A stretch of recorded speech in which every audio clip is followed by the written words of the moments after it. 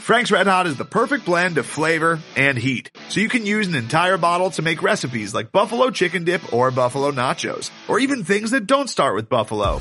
Frank's Red Hot, I put that on everything. Hey, Craig.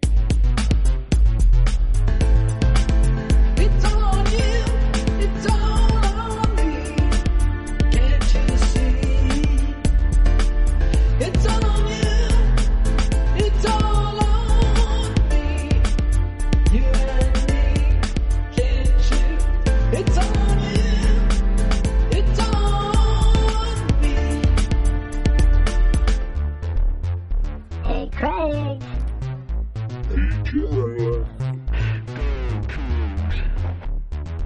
Right or wrong, we don't care. Win or lose, we don't care. We don't care. We don't care. We don't care. Hey, Jeff. Ooh. Ooh. Howdy. Woo. Hey. We're Yay. 3-0. We're We 3-0 at football specifically. Yeah. And we watched it together. Yeah. That was cool. Hell yeah, we did. It was cool. From Hanging out in the suite. yeah.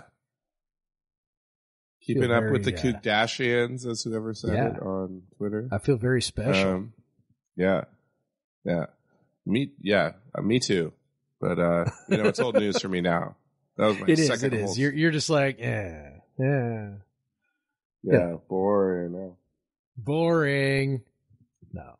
No, it's Yeah, cool. Like, I don't know, for people who haven't had the experience of being up in a suite, it's really neat. Like, the suites at WSU are, they're nice, and They're not. I guess most They're not suites that are probably far nice, from, but They're yeah, not that you're far not from super. the action, really. Yep. Yeah. And the window's open, so you get the whole thing, even if you're not, amongst the crowd. The seats are extra super comfy, so that's cool.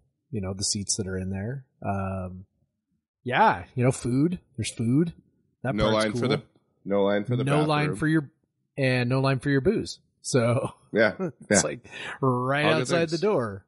Yep. You can legitimately just open up a tab and go out Yep. and get your booze in about 3 seconds. So And then if the first game you opened up a tab and then almost forgot to go get your card, the bartender just comes and finds you the next game and makes sure that you close yeah, your I card. noticed that. She came in. I'm like, who is that? Then I realized what she was doing. Yeah. I was like, Yeah. well, May have been having a little fun for the Idaho Yeah. game and just walked Yeah. out because I've never left a tab at a WSU football game before. so that was a new experience and now she knows where to find me, obviously. Yeah. Yes. But yeah, this is Podcast versus Everyone, episode 174, 3-0 edition. I'm Craig Powers. With me as always is Jeff Nusser. And Jeff, you know what the crazy thing is obviously this is not Deckert's first season coaching, but his first full season. And he's only the second coach in WSU history. The other being a pretty famous guy named Mike Price to actually start 3-0. And what makes it more impressive is that it wasn't an easy 3-0. There was a road game in the Big Ten in there. So it's in a pretty impressive start. Obviously, we assumed they'd be 2-1 at this point, but to be 3-0 is really cool. Obviously, not cool enough for AP and coaches poll voters, but at least most of them. At least not a good enough share of them. But hey, it's cool to us, and they're a top 25 team in my heart. I know that as much. Yeah. I'm really annoyed, I guess, like, is the right word. I'm not like mad, but there are definitely like ancillary benefits to being ranked, right? Like, it's not just that, you get that number next to your name and it's, whatever. I mean, I think there are benefits, with recruiting, being able to say, we are a ranked team. I think there are benefits for fan excitement. I think that's like a legitimate thing. Yeah. We got Oregon coming this weekend and Oregon's ranked 15th, I think. So if you're talking number 15 versus number 23, that's like, wow. the casual fan gets excited about that sort of thing. The game day matchup was, I think it was 12 versus 25 or 24. WSU was either 25 or 24 in that game. So, and then game day came. So, who knows if they pull the trigger if WSU hasn't snuck into the top 25 at that point. So, and obviously game day has been, was pretty cool. I don't know how much it benefited the program and it benefited us as fans. So, that was pretty it was great. just super fun, right? Like it's fun to be ranked, and I am here for fun. So, and also in the grand history of WSU, they have not been ranked that often. Like if you look at the total number of weeks, like that season, that 2018 season when they were ranked for many weeks in a row, that's a pretty rare thing. That 2003, 2002. 2001 when they were ranked over and over again. Because even, 2017 they were ranked for much of the first half of the season, then fell out and never got back in. And so it's kind of a special thing to be ranked at WSU. It doesn't happen. I mean, it is. Yeah, you could say it is stupid. Like guys like John Wilner vote on resume, which can also kind of have its issues sometimes, but especially if you're not taking like margin of victory into account and things like that. If you're just going by wins and who they've played, then you can get kind of wonky on your resume. But still, if you sat down and looked at like who's like played the best 3 games and ranked the teams, it's kind of hard to think that WSU hasn't been played like a combination of the 3 best games. And especially as you mentioned, like almost every team has a clunker in there somewhere. Yep. It's really unusual for a team to have the kind of win that we had at Wisconsin and not be ranked, in the sense that usually voters are falling all over themselves on that. I do think that, okay, so as I'm trying to kind of figure out why they're not ranked, Wisconsin, I think who went and beat New Mexico State, who wasn't very good admittedly, but beat them 66-3 because they were so pissed about losing. Because they were mad. Yeah, it's I like, as I'm trying to parse it, I think it's 2 things. One is, I think that program cachet has so much to do with it. Case in point, Washington, right? Washington is 3-0 also. Washington also began the season unranked. Washington also has beaten a Big Ten team, except the Big Ten team they beat was at home. They won at their place, and they were a 3-point favorite, despite the fact that Michigan State was ranked 11th, right? Like everyone knew Michigan State wasn't quite that good. But everyone, I say everyone, I mean, I use these, very grand general terms, pretty loosely, but it's like, writers seem to really want the teams that they think should be good to actually be good, right? So when Washington is good, it's like, oh, well, look, they obviously are very good. Look at all these good recruiting classes they had. And yeah, Jimmy Lake just screwed everything up last year, and Washington's back, baby. And then they throw them and they rank 18th, 18th, right? For a resume that is weaker than ours. Idaho is better than Portland State. I don't think Colorado State is probably better than Kent State, but I don't think it's much of a stretch to say Wisconsin is probably better than Michigan State. And honestly, I think like some of the we all did not enjoy the second half of this Colorado State game. And I think part of the frustration people are having, and I actually heard people say this, and it is that, well, now we're not going to get ranked because it wasn't that big of a blowout, 31 points, if it was, yeah, but like, I don't know. I mean, but you drop, whether it's true or not, 55-7 looks better. 59, 60, whatever. Like, it just looks more dominant. Yeah, I guess that's true. What have you? And Colorado State's probably going to get their asses kicked a lot this year, and people assume they're bad or whatever. But it's I think that was part of the frustration. Like, they're just looking to see what can get us ranked. Kind of outside hope that game day would come again for like run it back for WSU Oregon. both teams were ranked, but I don't think that was ever in the cards. To be No, honest. I don't think it was. If they got a chance to go to the SEC, SEC rivalry game, which come on, like why can't we've talked about this before, and like naming the games and all this stuff, like why can't our West Coast schools be better at like pumping up their rivalries? Because like Oregon and WSU have played a billion fucking times, and the series is almost even. Like it's been a really good like regional rivalry. Like there is definitely. Why don't we have a cool ass name for that one? There's definitely some hatred too. Like and it's not just from us to them. Like they got really fucking annoyed when we beat them 4 times in a row, and like they had their like stud quarterback and he couldn't do anything, and like even WSU lately has been, even Oregon's been really good and they've been really bad, gives them like tougher games. Like it's been a pretty good rivalry. But we just never play it up. Like we never even talk about it as a rivalry. UW and Oregon is probably they've marketed the hell out of that thing, even though UW beat Oregon like 115 times in a row.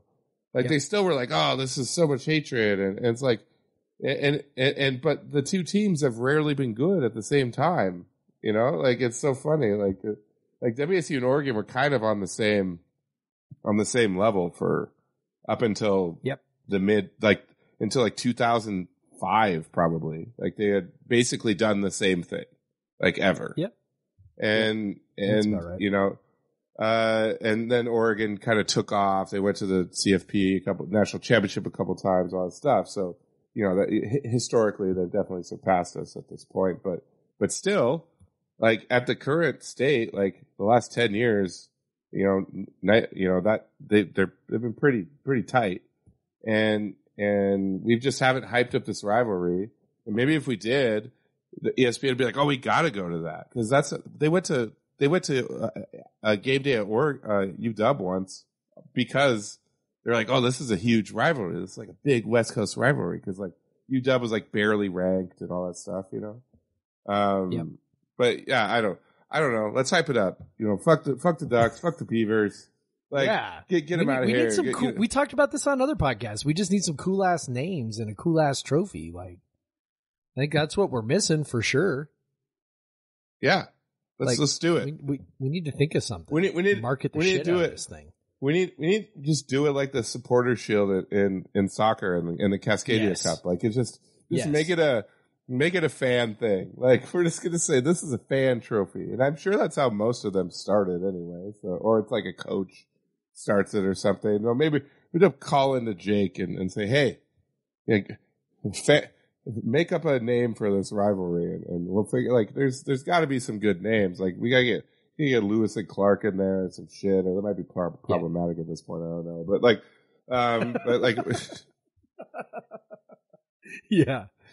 Yeah. I don't know, man. There's got to be some through line that we can come up with. I don't know.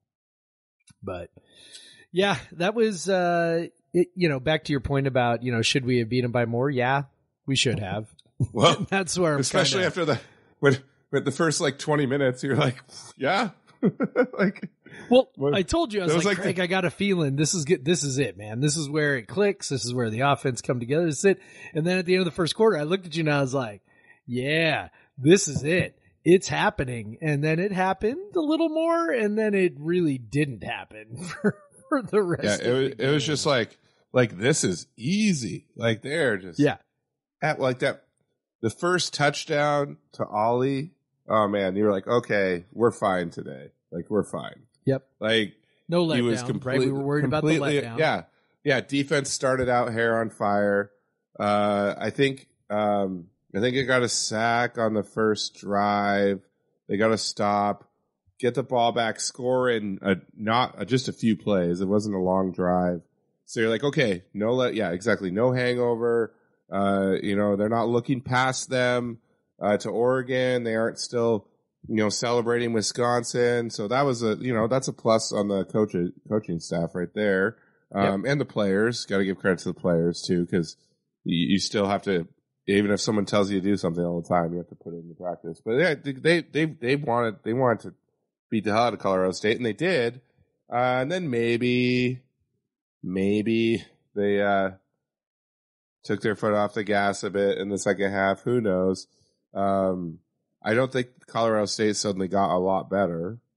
But I mentioned this to you during the game. Like, this is kind of how these games always go when WSU like kills someone, because rarely is like most teams don't have the depth or talent of like the Alabamas of the world, or even like Utah right now, where if they want to keep just obliterating a team, they can do it if they want.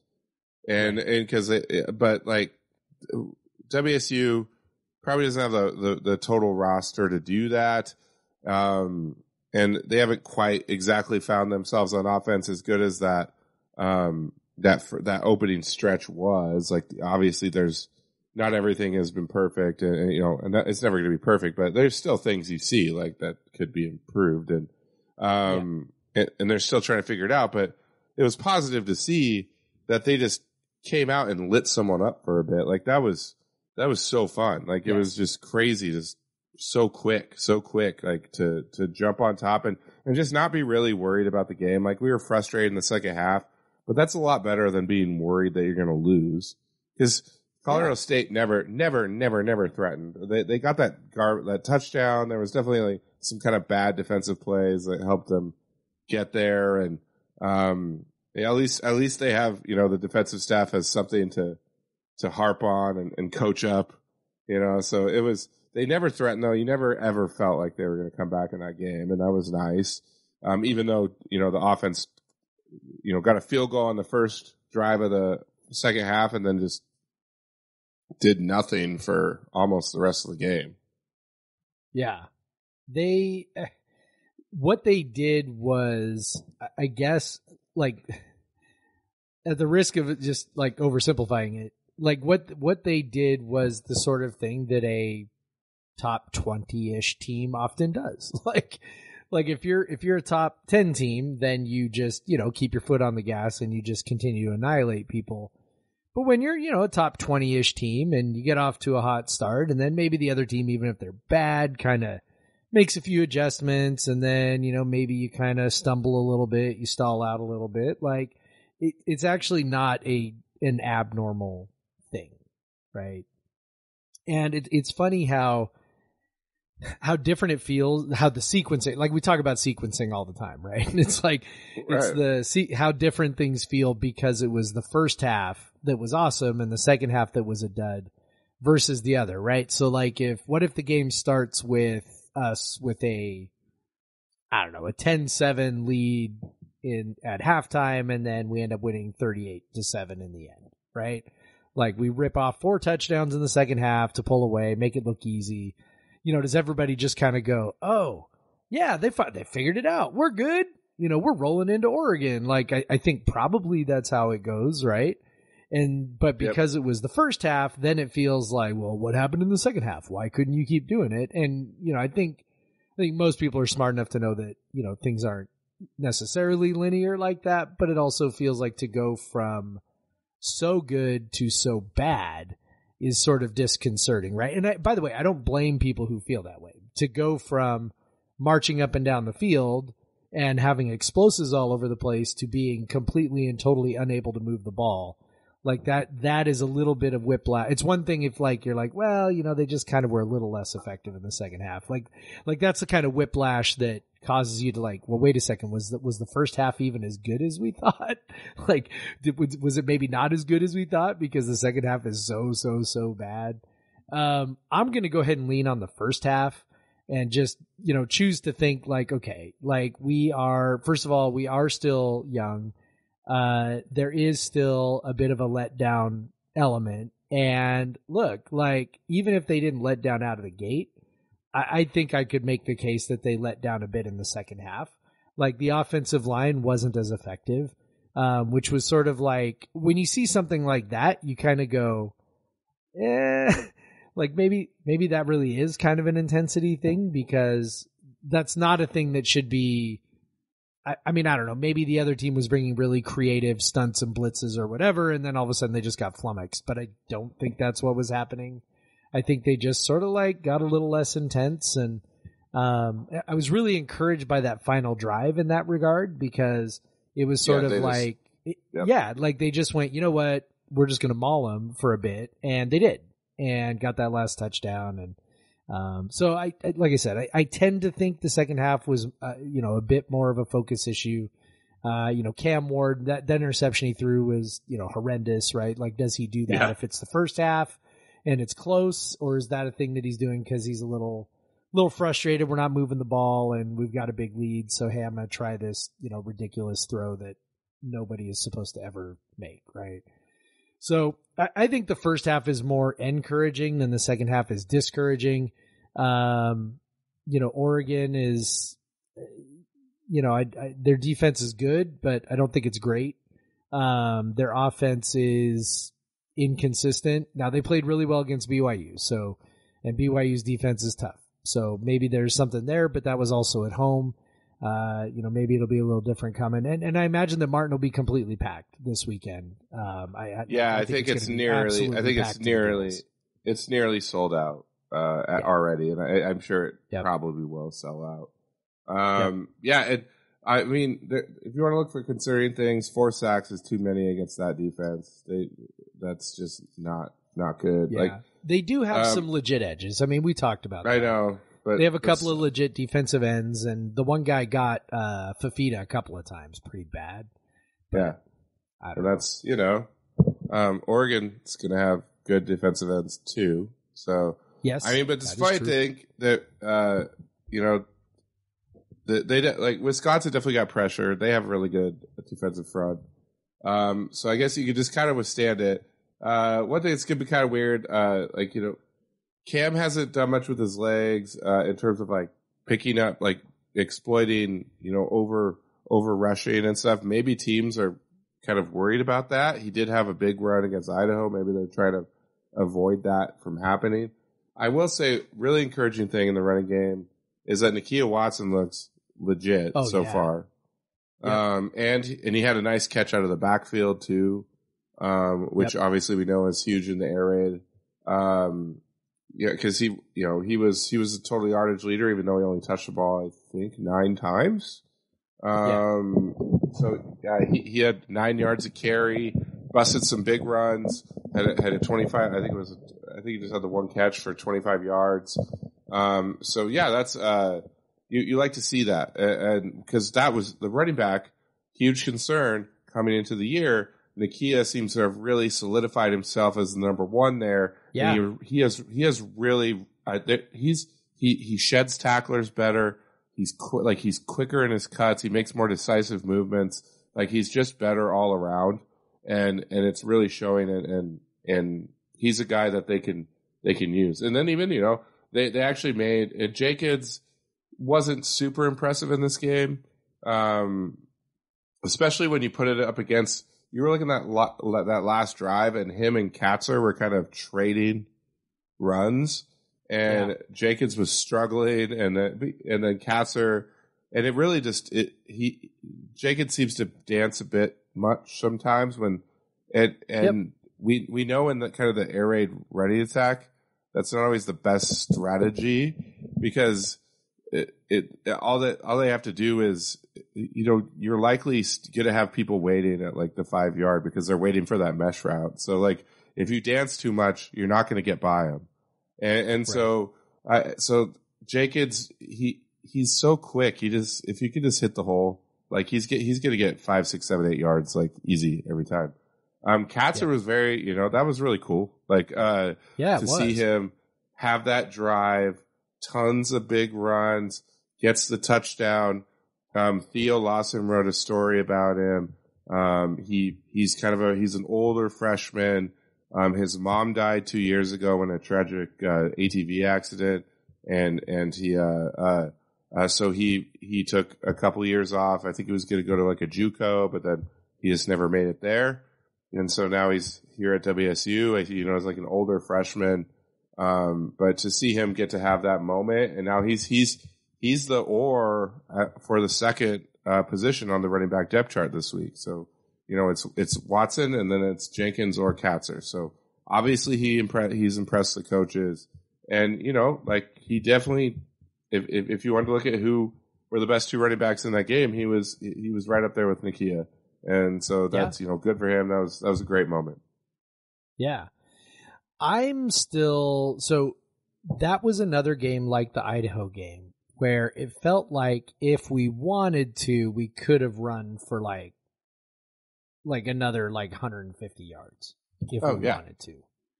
And so I'm still a little bit of the opinion that they're really trying to kind of balance out being successful now with getting the passing game going.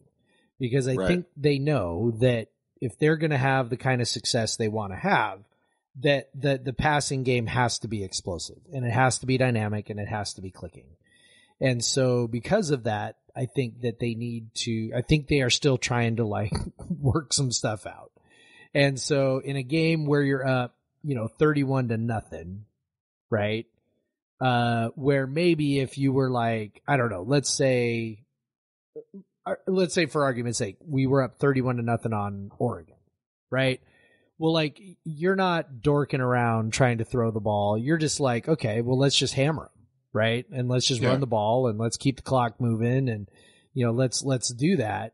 But against Colorado State, I think it was pretty clear that Colorado State was going to have a very difficult time scoring any points.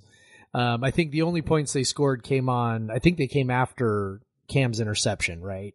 So I think that's right. So they had a short field. I think you're right. And it was a little too easy, whatever.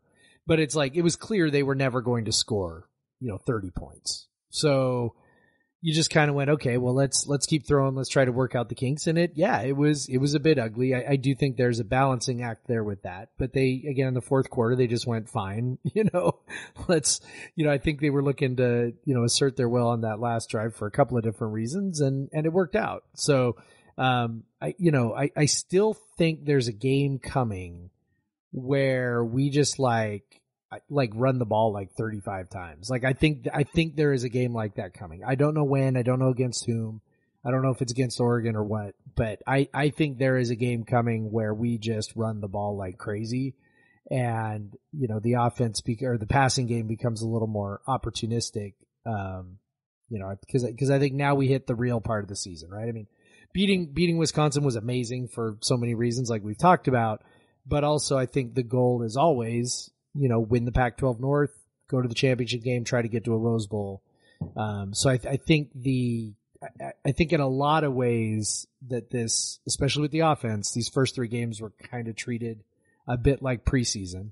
And we came out 3-0, which is everything you could want. And then I think things will really get dialed in next week against Oregon for sure. Yeah, and to your point on the running, the running backs carried the ball 22 times for 165 yards, 7.2 yards a carry, basically. That's exactly what you want against an inferior team, to be able to just, dominate in the run game. Because really they were overall, per play, I think a little bit more effective when they ran the ball. Obviously they got because they have big plays in both. So overall they were 8.8 yards per attempt passing, but when you factor in the sacks, I think it brings them down to more about around 7. And then overall, the offense was 7.1 yards a play, which is good, and pretty dominant, but the running game played a huge part in that. What about Cam Ward? What were your thoughts on him? You obviously got to see him up high. We could actually see a lot of those. We could see a lot of those touchdowns before they were happening. And that's why I love sitting up there. So what were your thoughts on Cam overall? Yeah, I mean, I think it was a step forward. I know the second half was not what anybody wants, but I think it was a step forward. He still, as we've noted on the podcast, as we've talked about with our fellow authors in Slack, right? I mean, he still just seems to be a little slow kind of processing. And what's interesting to me about that is that, when we watched the highlights of him at Incarnate Word, it was really the opposite. Like the reads were super fast and he knew exactly where he wanted to go with the ball. And he was, the ball was really getting out in a hurry most of the time. And this just, I don't know if it's getting up to speed. I don't know. Like, I'm not sure what it is. But it just, for whatever reason, things are just still happening a little too slowly. That things need to happen a little bit faster. I will say, as I've said, as I said last week, like there's nothing there that makes me think that he can't do it. Right? Like we've seen some bad quarterbacks over the years where you're just like, man, that ain't it. Like he ain't it. And we watch a lot of bad quarterbacks on other teams where it's like, yeah, he ain't that guy. That ain't it. And I would say with Cam, it's like, okay, has he looked amazing yet for an entire game? No. But we've had some flashes. You mentioned that pass to Nakia. That was, as near as I could tell, it sure looked like he essentially diagnosed that at the line and basically checked everybody's routes into different things because he knew exactly where the hole in the defense was going to be. And it was like, because it was a get up to the line, he looks, and then all of a sudden he starts barking at everybody. He's barking to the receivers on the right. He's barking to the receivers on the left. He takes Watson, moves him to the other side. And then they snap the ball, and all of a sudden, so all the outside receivers were just running deep routes. They were just running guys off. And then Watson just slips underneath, and he flicks it right there, and it's, whatever. It was like a 20-yard gain. And it was, I legitimately think it was sort of at the line of scrimmage. Okay, listen, you guys go here. Watson, you do this. And here we go. Because I don't think that was the play that was called. And so that tells me he sort of, knows what he's doing. It's just not quite all come together yet. And so I'm still hopeful that it's going to. Well, and I think you hit on a good point there. I think he is very good at using his film study, recognizing the play that's happening in front of him. He seems to have made some really good, like hot reads or whatever. They don't seem to call it anymore that, but like to where he can if he can diagnose a play and find that spot right away, that's good. Where he's slower, maybe if he has to go through his progressions, that first read is covered, that second read is covered. He's not going as quickly as you want him to. But I can't remember if it was the same play, and a good example of him kind of recognizing what a defense is doing. I can't remember if it was that Nakia play or if he passes someone else for that one. There was a play when Colorado showed like an all-out blitz, and it looked like they were going to bring the house. Like they were showing cover zero. They're cover zero. Cover zero. Like, holy shit, they're in cover zero. Everyone's impressed. At cover zero, everyone's impressed. They had everyone in the box, like 9 in the box or whatever. And you're like, holy shit, are they really doing this? Because we're like, throw it to strip. Yeah. What are you doing? Like, and that was the play. That was the same play, because now I'm remembering this. Yeah, and then, but Cam wasn't fooled. He knows what they're showing, because really, Colorado State didn't, like, who the fuck plays cover zero against an air raid offense? Like that's insane. That's just asking for trouble. Yeah, because even if they just actually did that, like the Cam's just going to toss it up to the side, and who knows what's going to happen. But so he recognizes that they're not bringing 6 guys. They're not, not actually playing cover zero, because as soon as the ball snapped, everyone bailed. All the corners, both safeties, they bail out.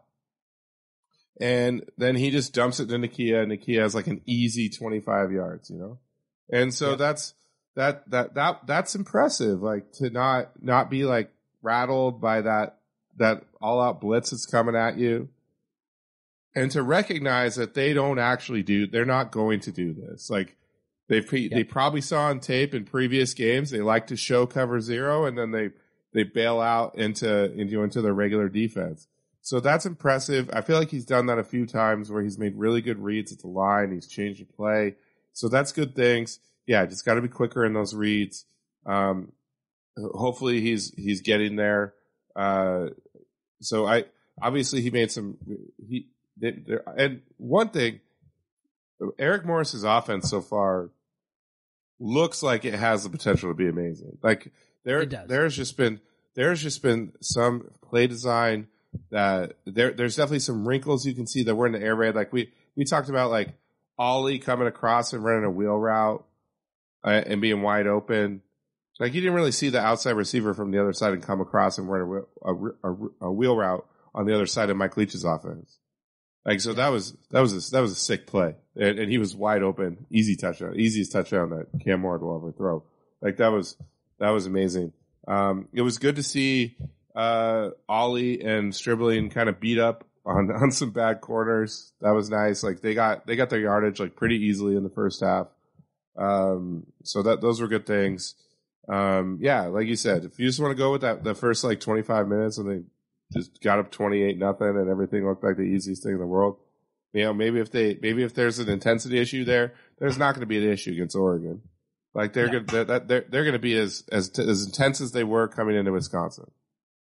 And like, you know, Oregon, definitely a different style of team, but probably not as good of a defense. And, you know, a very different type of defense and very different type of offense. But yeah, and we'll talk about them a bit. But also we got to talk about the defense. Yeah. Really, we probably should have been talking more about the defense, but now it's like, because right? now the offense is what we're worried about, but the defense, 3.8 yards of play. And honestly, there was probably about, there's a nice little chunk of those yards that were backups playing in the second half. Because after they gave up that touchdown, the starters came back in. Yes. So that was pretty funny. But if you're looking at other team runs 66 plays, can't even get to 250 yards. That's super dominant. That's just exactly what you would hope for. The could do nothing in the rushing game, or you know, like not much. You know, I think they're in terms of carries decent, but it was just irrelevant.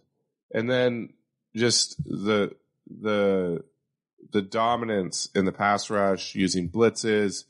And most specifically, a guy who had like never logged a sack in his life before this season, and now has 4 sacks, including 3 in this game, Dayon Henley. And I'm currently looking at a tweet from PFF College that he's the highest graded linebacker in the country, which whatever, that PFF. Doesn't surprise me. Yeah, but that doesn't shock me at all. Yeah. Like, given what we've seen. But it's amazing they brought him here, and Ward worked with him before, but it's just that he has used him in a different way in this defense as a blitzer. And he's really good at it because he's so strong. He can he's quick. So he can, if it's just a free run, like he's getting to the QB. But he also had a couple sacks where he shed a block and got to the quarterback. Yep. So like he's just so fucking good. Like it's so fun to watch him play. He's so good. And like we said, he's an NFL guy, and he's already getting hyped for that right now. It's just we got at least 9 more games of him, and it's just so much fun to watch. Yeah, he is absolutely just a gem, right? Like because he's the total package. We've talked about this before, but he's like an incredible player, and he's hilarious. Like he's got like all the personality. He reminds me so much of when Minshew came in here. Now it's obviously a little bit different when it's the quarterback, but he's basically the quarterback of the defense at this point. And he's just, the personality is so huge. Like I love him. I absolutely unabashedly love that guy. And just like I'm having so much fun watching him play. Like he's just, like you said, he's he's so good at getting off blocks. He's so fast. It really is kind of insane that, he's so inexperienced as a linebacker. And I imagine NFL scouts are sort of like looking at him going, okay, well, there's always a danger in projecting a linear path, right? Like, the improvements that he made to get to this point might not be the improvements that he makes going forward, but maybe it is. Like maybe he just keeps getting better and better and better because he hasn't played it for that long. So super fun to watch. The whole defense right now is fun to watch. I felt like, and they did this without two starters in this game. Yeah. Without Lee at safety and without Travion Brown at linebacker. And that makes it even more impressive, just completely dominate a team defensively like that. Yep. There were a couple times where I was kind of missing Travion Brown a little bit. Francisco Mauigoa, had some nice plays, but also had some plays where maybe he appeared to be a little bit out of position. And he doesn't quite have the same athleticism that Travion Brown does. So, definitely looking forward to getting him back. And then Jordan Lee, Jaden Hicks, seemed to have a nice game at safety. He had one big hit, right, that we were sure was going to be an ejection. But that turned out to not be an ejection. Who even knows at this point? We don't know Nobody anymore. knows. So who knows? But anyway, it was just, and maybe I might actually be thinking of another play. Because it wasn't the one that was reviewed. It was the one where he separated the receiver from the ball. And I was like, there's going to be a review and an ejection. I've seen and then it never came. I've seen the replay. He definitely, it was shoulder to yes. the ball. Like he didn't really, yes. he didn't Totally. hit the helmet to helmet. So nope. But really the other one was. The other one was whatever. Nobody knows what targeting is. I've seen less an ejection be before. called targeting. Yeah. I've also seen way worse also be ignored. So whatever. Yes. Really fun, really cool to see him get after it. Didn't see anything that made me think that what they did the first 2 weeks was a fluke. Pass rush slowed down a little bit in the second half, which I think is to be expected to some degree.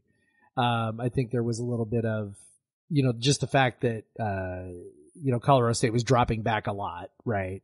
And then also, the crowd, some people have been complaining about the crowd. I mean, it was a small crowd to begin with, and then, teams up by 4 touchdowns at halftime, and, it's like, I mean, how hyped are people at that point? I mean, look, we were late getting back to our seats. Like, we missed the field goal, and we were just chatting outside the suite. Yeah. So, Yeah,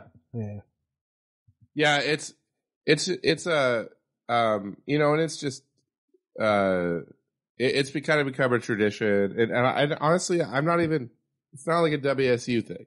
Like, Alabama has been beating the shit out of teams forever, and it is like a tradition for their students to leave at halftime.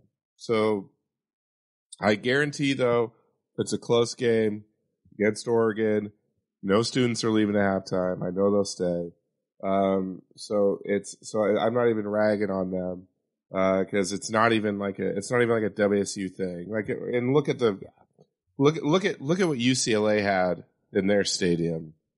I don't know if you've seen those pictures. Like it was not impressive. I mean, it looks even worse when it's a 95,000 seat stadium, whatever the Rose Bowl is right now. But it's attendance is down everywhere. But I mean, when the students were there, they were bringing it. They were loud. I've been impressed by that. So UCLA attendance was 29,344 in the Rose Bowl. That's not good. No. WSU was about 20. They were 23,611. But yeah, I'm not even sure if that was right. But yeah, whatever. Like the crowd will bring it against Oregon. Yep. That'll be I'm not fine. too worried about it. I'm not worried about that. We got a pretty great atmosphere when everyone's engaged. So yeah, and they were really good against Idaho. Like the crowd was into it against Idaho, and so it should be fun. And they were hyped. You could tell that there was the energy from the Wisconsin win at the start, even though the crowd wasn't huge. Like you could feel the energy. People were excited. Yep. They were excited about, I think we were all a bit nervous that there was a letdown possibility. And then once they started fast, like that got pretty loud. I was watching on the highlights a bit, and they were pretty loud on defense at the start. So I think that's cool. And it's going to be a very good atmosphere this weekend. Even despite I just think it was natural. Yeah. I just think it was natural for them to, coming off the Wisconsin matchup and then rolling to that fairly, I won't say it was easy, but, pretty easy, big halftime lead that, maybe they sort of, relax just a little bit. And that's, that's okay. I don't know. Like, I can't be mad. I'm not going to be mad about it. Like these are actual humans. They're not robots. And, if the worst that has happened so far this season is we had too many turnovers against Idaho and still won.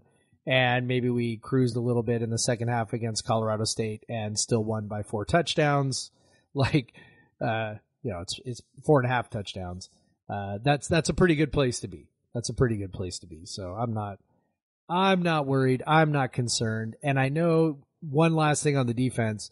That defense really lived off fumble luck last year. And obviously I think Jake Dicker would probably argue back against even the idea of fumble luck. But at this point in the season, the fumble luck has not been with us. Now it was with us in one very prominent spot against Wisconsin, which we know about. But there was another spot where it wasn't, and then there was another spot where it was. And then we had 4 more fumbles on Saturday, of which we only recovered 1. So, it's, fumble luck comes and goes, but we are still putting the ball on the ground, which is great. Forcing the ball on the ground on the defense and, continue to do that. And some of those will pop over. I mean, if 1 or 2 more of those fumbles end up in our arms, maybe we are talking about a 45 or 52 to 7 or nothing blowout, so yeah, I think everything's pointing in the right direction.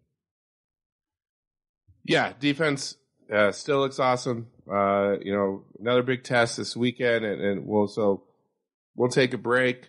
We'll come back. We'll talk about that Oregon game. We'll talk about soccer. We'll talk about volleyball, all that stuff. But first, let's stretch. Let's listen to an ad because that's fun, and we'll take a break.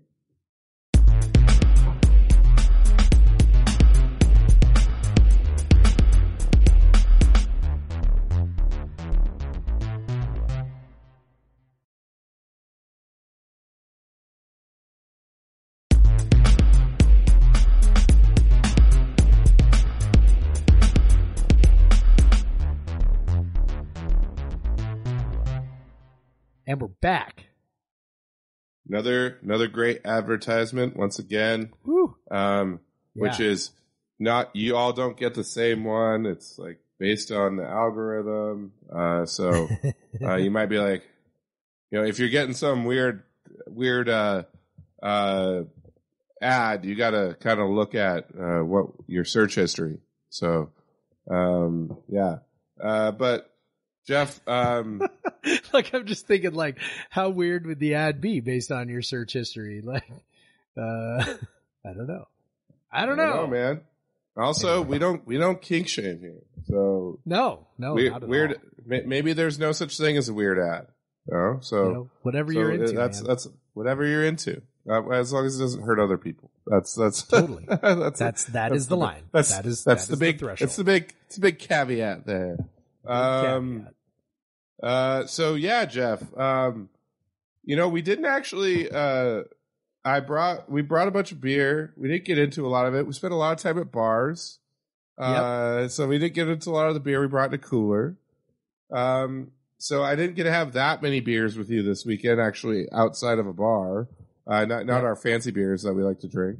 Didn't even get to open the celebratory beating Northern Colorado and Colorado State the same weekend Colorado beer because we were too busy drinking at my office. So, but yeah, so let me know what you're drinking right now. Well, before I get to what I'm drinking right now, I do have to give a shout out to the Logans, Brad and Brian Logan, for smuggling some Spotted Cow back from Wisconsin. Oh, hell yeah. Which I did not have the Spotted Cow in Wisconsin because I was not in Wisconsin, obviously. And so I got to have some at their tailgate, and I was like, okay, like how good can it be? And then I was like, actually, this is a really delicious beer. And now I'm sort of jealous that I can't get my hands on it because that is like a perfect, just like hanging out before a football game beer. It's light bodied, but it's got a lot of flavor. You can sort of crush it. Like, I was like, damn, this is really good. And now I'm kind of pissed that I can't get my hands on it, but yeah, I was glad I got to have it. So that was cool. And I know you drank copious amounts of it in Wisconsin as we talked about last week. So yes, lots of spotted so for cow. tonight I decided to go with something decidedly less easy drinking. So this is the Block 15 Dab Lab Hop Hash IPA. I haven't had, I was kind of looking for, I was out at Tacoma Boys, yesterday, and I was kind of thinking I've been drinking a lot of, lighter beers, a lot of lagers, a lot of pilsners, even, hazies, things like that. And I'm like, I haven't had a really good, hop intense IPA in a long time. So I picked up one of these. This is Dab Lab Hop Hash. This is how it's described. In addition to Simcoe CO2 extract and Citra hops, Hop Hash features a heady blast of Simcoe cryo hops, a cryogenic concentration of resin and oils from whole hop flowers. Together, this pungent hop addition produces an aromatic burst of resinous, piney, and citrusy hop character, complementing subtle grist notes of bread crust and oats. The Dab Lab series focuses on vibrant hop-forward ales that prominently feature hop extractions. So, yes, I can tell you it is definitely extremely hop-forward, which is fun because I haven't had a beer like that in quite a while. And so I like it. So if you're into you're into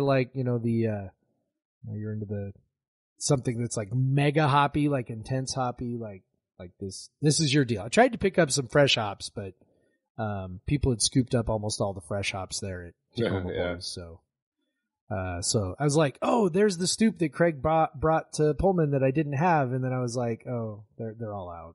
So, oh well, there'll be more. Yes. Well, it's about that time. Yeah. So, that's really interesting though, that kind of it's showcasing some of like the innovations in what hop growers have come up with, in the last, decade or so. The hop, CO2 hop extract, basically like it's like an oil that they're putting into the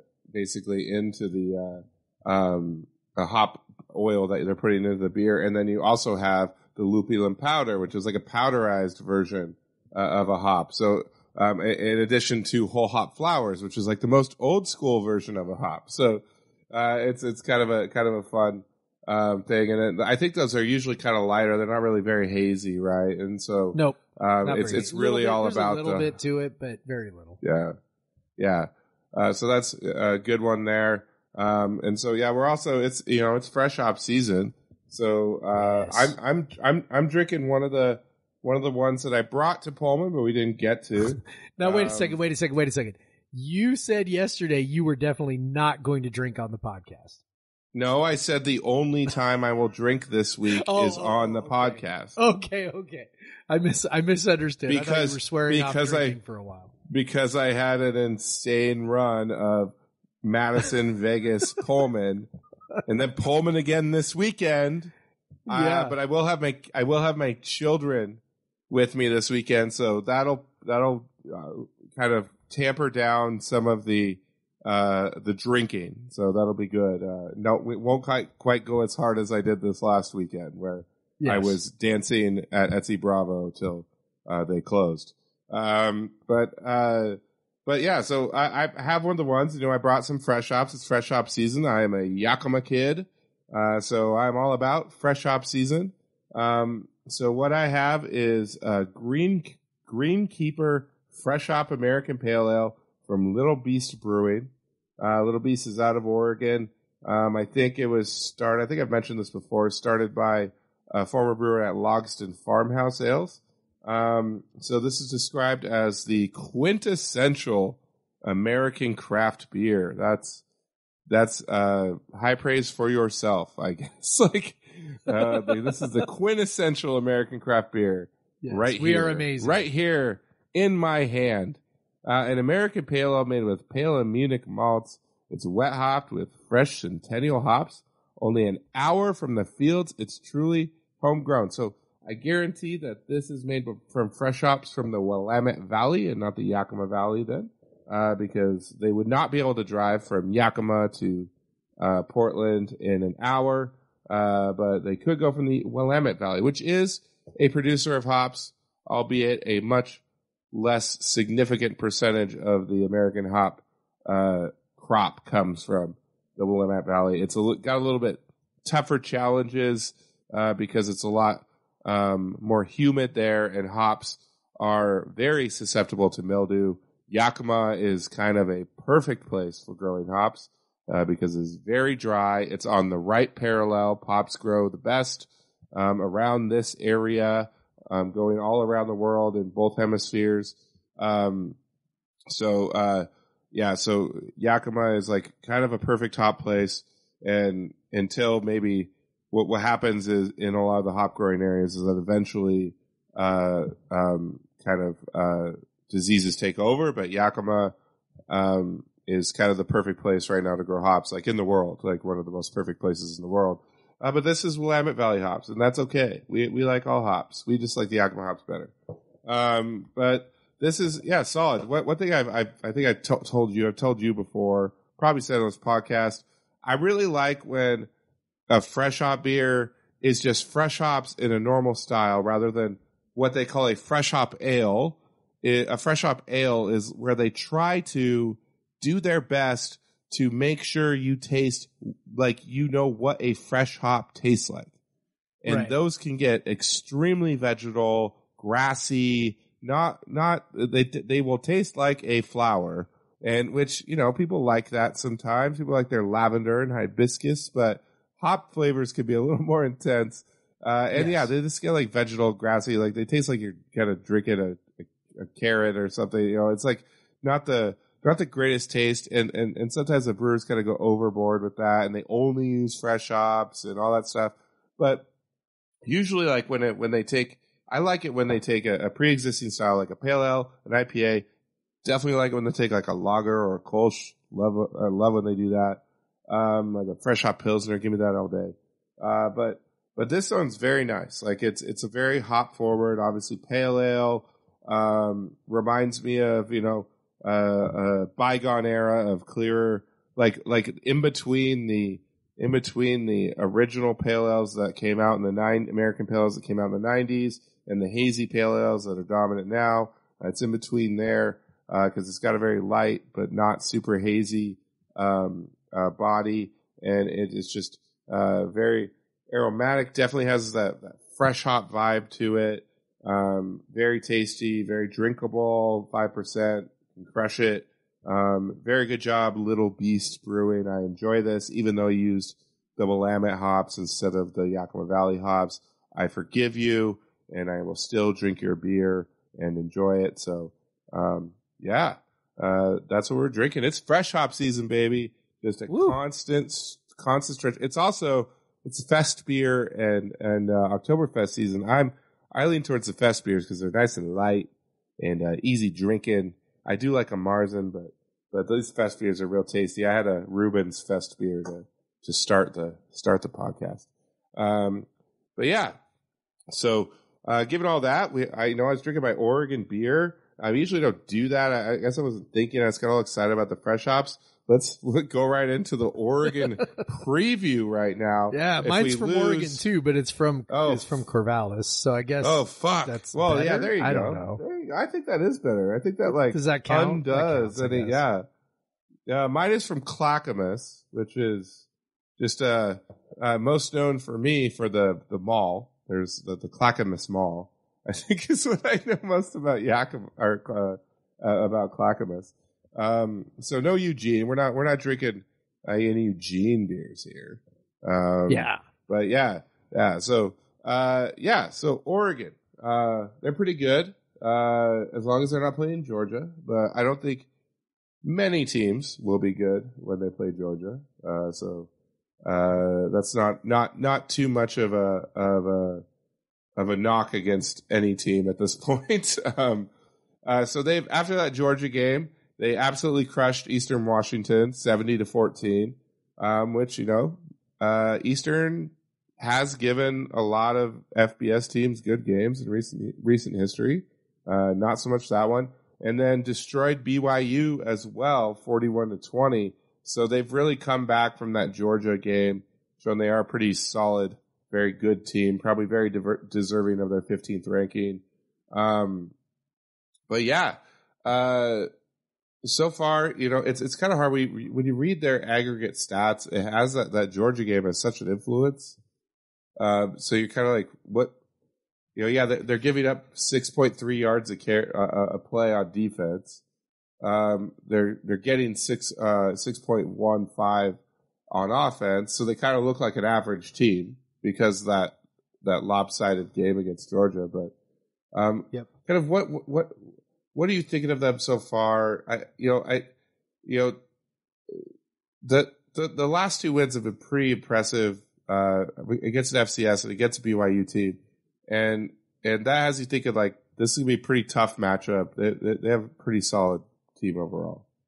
Yeah, I think that actually looking at the result against BYU is reasonably instructive because I think we're actually kind of similar stylistically to them. They're a defense forward team. They like to be physical. I mean, we saw them up close last season, obviously. So for them to go into Eugene and really just kind of get pounded was surprising, and I think, like I said, maybe a little bit instructive. They could not run the ball at all against Oregon. It was they had 65 sack adjusted rushing yards for 2.8 yards per attempt. So that to me is sort of the first thing that kind of gets my raise my eyebrow just a little bit, because honestly, I watched him against Georgia, didn't see him at all against Eastern. Watched very little of the game again, the BYU game on Saturday because we were tailgating, and then by the time we got into the suite and looked at the TV, Oregon was already up a whole bunch in the third quarter, and we were like, "Whoa, that's surprising." So I'm just kind of going off looking at the stats, and like I said, that's kind of the first thing that jumps out to me is that BYU really had no success running the ball, and I know that that's something important for us, and then. The other side is that Oregon got back to doing what they had done, or aimed to do while they were under Cristobal, which is, the exact flip side of that. They had 44 rushes. Their sack adjusted rushing yards was 212. Oh, and BYU had 0 sacks. The Oregon had 212 rushing yards, 4.8 yards per attempt. I mean, not super explosive, but certainly. Not terrible. They did have one minus 22 yard play for one of their rushers. So they're rushing. I am not sure who Seven McGee is, but he lost 22 yards. Yikes. So I'm not sure exactly what that was. I'm trying to read. Okay, the play was Seven McGee rushed to the right for a loss of 22 yards. McGee 7 fumbled at Oregon 31, recovered by Oregon Irving Marquise at the Oregon 9. So that's what happened. He fumbled. And then the ball went backwards. Kicked around. Right, and then all of that was counted against him. So if we remove that, they had 43 rushes for 234 yards, and that's well over 5 yards a carry. So, yeah, they had a lot of success running the ball against BYU. So going to be another big test for us up front in that way. If we can hold the line defensively, Bo Nix, I think rightfully gets a lot of criticism. The Oregon or the Auburn transfer who was really bad against Georgia. He only attempted 18 passes in this game, although they were for 222 yards. That's pretty good. So pretty good. Yeah, pretty good.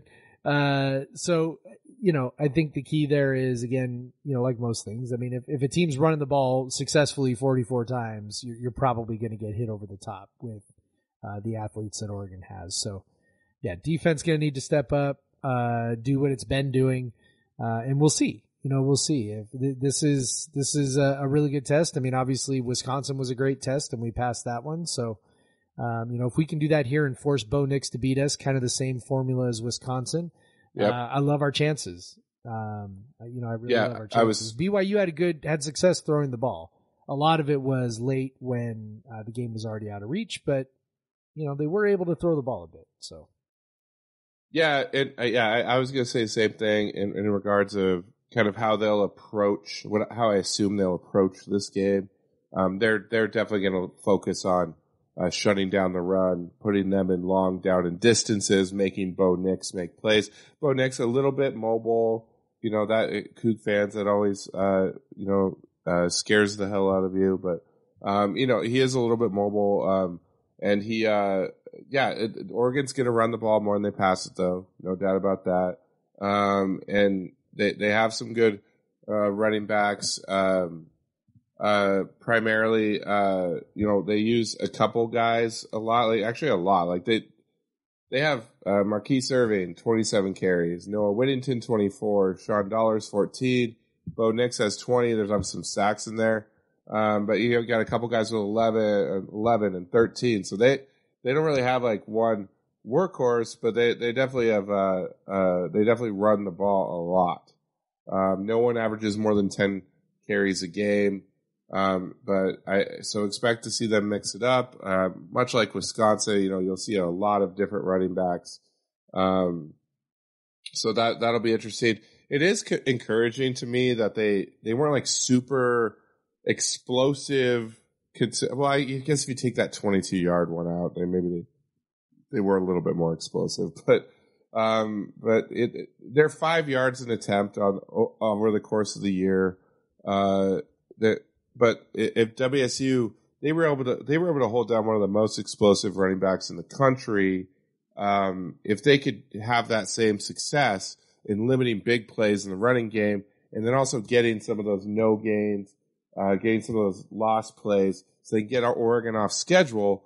I could see a similar performance as what happened against Wisconsin. Now there may be more points because Oregon will not play as slow, and no one will play as slow as Wisconsin. Yes. So that you'll have more possessions. So like giving up 21-24 to Oregon may feel a lot like maybe more similar to giving up 14 to Wisconsin, but still I could see the defense holding their own here. And then when it comes to the offense, they've performed well against, like you said, they've performed well against the run. The passing, it's hard to tell. They played Georgia, which you don't even know, and then they just beat the heck out of two teams. So that may have been just throwing the ball a bunch to try to catch back up. So because they have teams against them have thrown the ball 101 times versus run 77. That's not even adjusted for sacks. There's definitely a strong preference towards throwing the ball so against them so far, which probably has a lot to do with them being up by so much in the last two games. So it's kind of hard to read. Some of the stuff is kind of hard to read, and I've kind of given up on using any sort of advanced stats this early in the season because they're not super predictive at this point. One interesting point is the opponents have not returned a punt against Oregon yet. That's not saying Oregon has not punted, but the opponents have not returned a punt.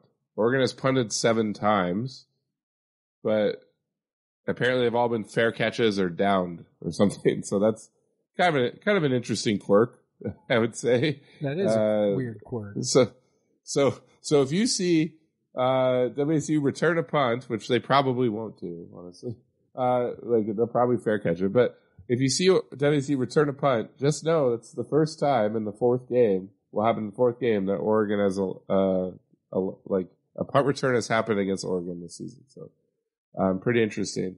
I can kind of tell that they're only at 37 yards a punt. So I'm guessing they're just punting short, causing fair catches, things like that. That would make sense. Yeah, but so they haven't, but it's just, it seems like, given at home, I think that the spread is 6.5. Is that right? Or it opened at 6.5. That is correct. Somewhere around Yep, there. that's correct. So Vegas definitely kind of heavily favors Oregon here, especially considering a 6.5 point favorite on the road. So that's interesting. I don't know if maybe that the Idaho game is still playing a huge factor in the way Vegas is kind of ranking WSU and all that, but I don't know how you can't come into this with some positivity given what WSU did against Wisconsin, another very good team. And that was on the road. So, given that, Jeff, we didn't do this last week. Probably would have not predicted 31-point win. I probably would have been more around 21 or so, but, so that was good. And, but, given that, all this we've talked about, kind of where are you at on the score for this game? Yeah, I think our defense is going to come to play. I think the fact that the game is at home is a big difference. I'd feel pretty different, I think, if this was in Eugene, but it's not. Oregon's got to come to our place. We have played really well against Oregon over the last, really decade. No matter what team Oregon has brought in, outside of maybe the 2020 season when nobody was there. Other than that, we've played Oregon super tough and won, more than multiple of those games. So, I love our chances to, at the very least, cover. But I'm going to go ahead and say we're going to win. I'm going to call this a 27-24 outright win for the Cougs in this one. I think the defensive line does its dominating thing again. The crowd is going to be super hyped. And Oregon's going to have a tough time running the ball. I think Bo Nix makes a couple of terrible interceptions, and the offense is opportunistic and does just enough. I think Dean Janikowski hits a couple of field goals, including one in the final few minutes to provide the final margin. How's that for specificity, Craig? Very good, very good. Also, that's why I hate going second sometimes, because you stole my score. Yeah, sure I did. Craig. So let me come up with my own different narrative here. Let's just say that the defense is just even better than that. They just they shut down the run. Henley and Jackson and Stone are up in Nix's face. They get a nice 3 or 4 sacks. Just even though he has only like 20 pass attempts, they're just like destroying him because they're all on these obvious passing downs and he's getting murdered. So yeah, let's say they only give up 17 to Oregon, but our offense maybe is still struggling a bit. Oregon's defense is pretty solid, but yeah, still I'm going 3-point margin for WSU. No, let me go 4. Let's go 21-17 WSU. 3 touchdowns. 3 touchdowns. I'm going to go WSU kind of takes like a 21-10 lead at some point, and we just hang on for dear fucking life at the end, and we got to rely on a defensive stop at the end to win, and we get it, and the crowd goes absolutely fucking nuts, and it's super loud, and it'll be amazing, and Jeff will be like, why did I go to Colorado State? I should have went to Oregon. What the hell was I thinking? But yeah, it's and my kids will be just losing their minds. They'll be so happy because Daddy's happy. So yeah, let's go. Both of us pick it to win. So no idiot gifts. I mean, you can send us an idiot if we pick it wrong and they lose, but what fun is that? I don't know. Or I guess they could send it if we end up winning by more than just, more than just like one score or whatever. Yeah. Yeah. If WSU just comes out and rolls them, yeah, be like, you idiots. Like, come on, this wasn't close to begin with, so feel free. All right, so I think we're both feeling pretty good. Definitely have some bias, of course, but I don't know. Like, this just feels like I'm definitely like willing this. I want this to happen so good because I just want them vibes to keep rolling into homecoming with to be 4-0 and ranked for homecoming. That would be a sick atmosphere, like all those drunk alums coming back, just so excited, getting their one game a year in and just having the time of their lives. So let's go do that, Cougs. Go get that win. But hell yeah. So we'll transition a bit. Football. Now let's talk about the other kind of football. Our Washington State soccer team, who has just been rolling as of late. Had a great weekend. Just absolutely obliterating Northern Colorado on Thursday, and then coming back on Sunday and going on the road to St. Mary's and getting the W2. yeah, that puts them at 6 consecutive wins rolling into Pac-12 play. They seem to have figured out a bit how to finish. Yeah. I think that's what's sort of most encouraging to me. It's not so much that that they're putting balls in the back of the net finally, because I think when you take enough shots, eventually that's going to normalize, right, and regress a little bit. So, they're taking plenty of shots. Eventually some of them are going to start to go in. To me, it's more, they seem to be hitting their stride quality wise. The 2 goals that they scored to beat St. Mary's, yesterday were both really quality goals. On the first one, Lily Boyden, who, I think we've talked about before, she was the jewel of the last recruiting class, true freshman, and she is playing more and more and more minutes up front. And you see why, like her speed and her skill are just like off the charts. She is really, really good. And she's just a true freshman. She, basically took the ball all the way to the end line, and hit just an inch perfect cross, just a tasty little, cross that's like, ooh, if somebody's there.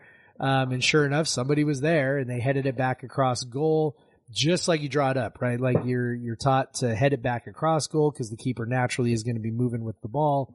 You head it back across goal, ball goes into the side net, 1-0. Just truly beautiful goal. And then the second goal, Margie DeTrizio, who cannot stop scoring, picks up the ball again near the end line and dribbles in between 2 defenders because she's really good at creating space with the ball in tight spaces, but also very strong. And so she used both her physical strength and her ability to kind of get the ball through some traffic, and then found some space and hit the ball past the keeper. So again, just both of them really high quality goals. And that's the kind of stuff you're going to need, in Pac-12 play when you're talking about, playing against some of the better teams in the country in this conference. Because you're not going to get the same volume of shots that you've been getting right now. That's going to go down, and you're going to have to be, pretty clinical at times, and the clinical goals are going up. That's how you end up with, 6-0, is because, when you're taking as many shots as they've been taking, and you figure, okay, the numbers are just going to start to come around. Maybe you count on 3, maybe 4 goals that way. You end up with 6 because they had 2 or 3 goals that were just, fairly clinical. And then again, against St. Mary's, the 2 goals were really, really well worked goals. So yeah, I think they are in absolutely a great spot heading into Pac-12 play. They are rolling, 2 clean sheets in a row, which is great because the defense had kind of been leaking these, pretty awful goals. There's really nothing to complain about. They are ready. They are rolling, and there's no reason to think they're not gonna, push toward the top of the table again in the Pac-12. So yeah, they start. So I'm pulling up the schedule, but I believe they start against Oregon State on the 25th. I think they only have 1 match next week, if I remember right. Or maybe it was just 1 home match, or not home, but just 1. I want to say. I mean, I'm pulling it up. I was looking at it today. I will say so. Audio. Margie DeTrizio is definitely building a reputation because I think it must have been the St. Mary's announcers on the highlights, and they basically just when Margie made that play that you described, they were just like, she's inevitable. Basically, she's just like you're just not gonna you're not gonna stop her. She's just getting better and better.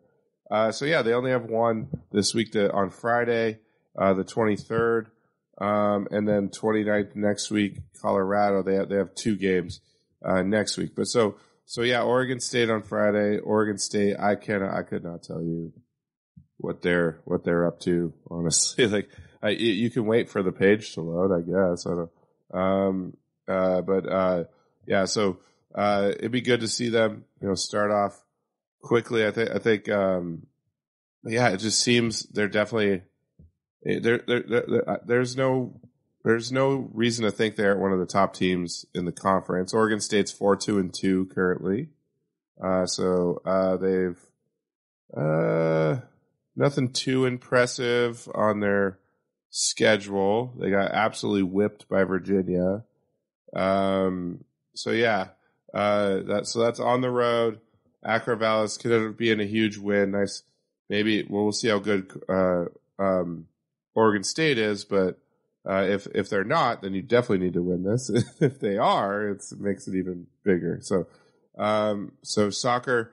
At volleyball, however, did not have quite the successful weekend. They probably played their three of the best teams they've played all year, and came out of it with some losses. So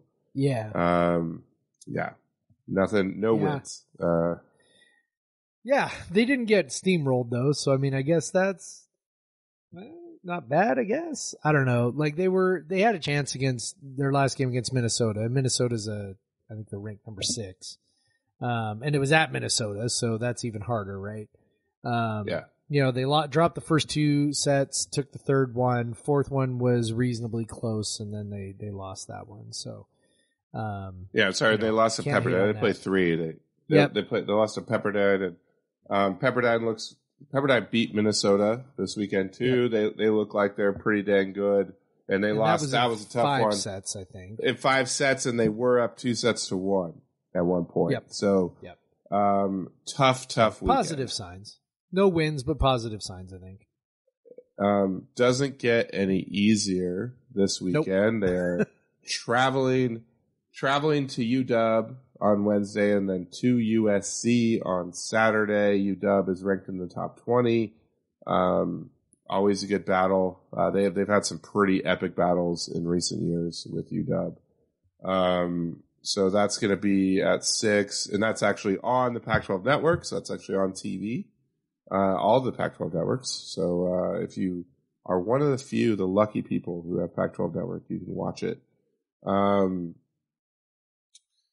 So I think we already mentioned Deion Henley is a Pac-12 Player of the Week. That was cool. Looking forward to starting Pac-12 play and a lot of different, in all the sports here.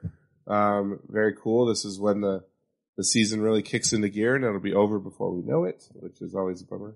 I'm excited for this weekend. We're on Big Fox again for the football team. There's so many positive vibes coming from the start of the season, especially after the Idaho game, which weren't exactly the most positive vibes. But, as we said after the Idaho game, they've lost these FCS games before and had really good seasons. So they didn't lose this one. And if they knock off Oregon, they're well on their way to another really good season. God damn it, they better be ranked if they do that. If you like what you hear and you haven't already, go ahead and subscribe. Rate us 5 stars if you can. Leave a comment, tell us how nice we are if you can. And then if you want to follow me on Twitter, I'm at the Craig Powers. That's kind of my most active social. I have posted a lot of WSU stuff, especially from Wisconsin, on my Instagram at Craig W Powers. My just like reel of when we did Jump Around has kind of blown up a little bit on Instagram. I've got about 2,500 views on that. So if you want to contribute to that total, it makes me feel good about myself. So, I'm at 2,600 views at this point of just a video of myself and Brian and Emma and Katie and Amanda and Marnie and Corey and Rochelle and everyone just jumping up and down, at Wisconsin while we had the lead. That was great times. Jeff, you can find on Twitter at Pod versus Everyone. You can write us an email. Let me check that email real quick. I'm very professional here. We did have what time we got, Jeff? Do we got time to answer a question? Sure. Sure. For the people that thought this was over and turned it off. Haha, fooled you. Jesse sent us a question this week, and you should too.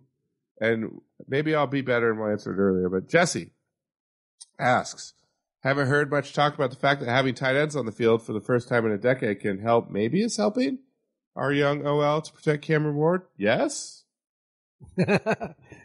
Luke, was that yes question mark? And then he said Luke Falk might have appreciated something like that. Go Cougs beat the Ducks. I'm going to say, Luke Falk had some pretty damn good offensive lines in front of him. Yes. And probably some of those sacks were on him. Yeah. I will say, sure, a tight end on the field helps block sometimes. That they do use them. They're not always in there. They're on passing and plays, they're in the pattern. And just like the running backs are usually in the pattern. Like there's usually in an air raid, it is kind of a fundamental principle that you have as many guys in the pattern as possible. Yeah, that's how you create space. So there's it's the tight end is not helping that much protect the passer. I'll say that. No, but I do think it's probably helping in the running game some. From what I've seen there, Stephen Ayers wrote a little bit of a story, right, a couple weeks here, I don't know, back in fall camp about offensive line and the schemes that we've done under, Mike Leach versus now. And what they're running right now is what we would call a gap scheme. In other words, they are, trying to attack a particular gap. Tight ends are part of that. Instead of a zone scheme where it's like, you're just kind of running to an area and then finding the crease. So the tight ends are definitely part of, helping the blocking up front on those gap schemes. I think it makes a difference in the way they're running. Haven't been used a ton in the passing game yet. Tough to know exactly why that is. Obviously Revere had a really nice catch against Wisconsin. Andre Dollar got a bunch of snaps. So he was the 4-star recruit that we signed, flipped from Oregon last year, right? He saw his first action on Saturday. Didn't catch a ball, but played quite a bit, as near as I could tell. So yeah, I think it's cool. Like I'm not opposed to it. I think in a state like Washington, sure seems like 6'4", 6'5", athletic big kids. You should be able to find some of those guys. So I'm down with it. I like it. I don't think it's anything, super special yet, but I think it seems, on the whole, seems to be a net positive. Yeah, and like you said, the run game definitely can have benefits, and then just a different type of body out there, and maybe a bit because you don't use it so much. It's a bit you can have those big plays. They definitely they've had some chances to hit the tight end a few times for some nice plays, and Cam just hasn't always delivered. But yeah, they're generally in the pass pattern. They generally will not have extra max protect or anything for that's not really the tight end is in the offense for. But yeah, it's a good question. I don't know how we've talked at length about Luke Falk's issues with sacks and how much that was or was not on the offensive line, and we may have talked of it at length privately this past weekend. But yeah, I think the biggest proof you need is how many sacks there were in the 2 years after Luke Falk left WSU. But even the same year when Tyler Hilinski was playing and not taking so many sacks. But yeah, I don't know. But yeah, just to sum it up, tight end not really helping with pass pro, helping with run blocking though, and that is cool. Yeah, pretty good. So thank you, Jesse, for sending that question in. You can also send your questions in at podcastversus everyone. That's a VS, podcast VS everyone at gmail.com. We love your questions. We would love to just make it a segment in the every show, but we don't get enough to do that. We do get a lot when we ask on Twitter. So apparently you guys just like asking questions on Twitter and not in our email. But we usually do that when we're like, we don't have much to talk about today. So let's just ask questions on Twitter. So, again, if you've listened through this still, like we kind of gave the head fake, like we were going to end the podcast and we just kept going. Give us a subscribe, all that good stuff. Jeff, with all that, hopefully we have another great football weekend and great soccer and volleyball weekends and go Cougs. Go Cougs, Craig. Black Lives Matter. Black Lives Matter. And get that new booster. Boosting it up.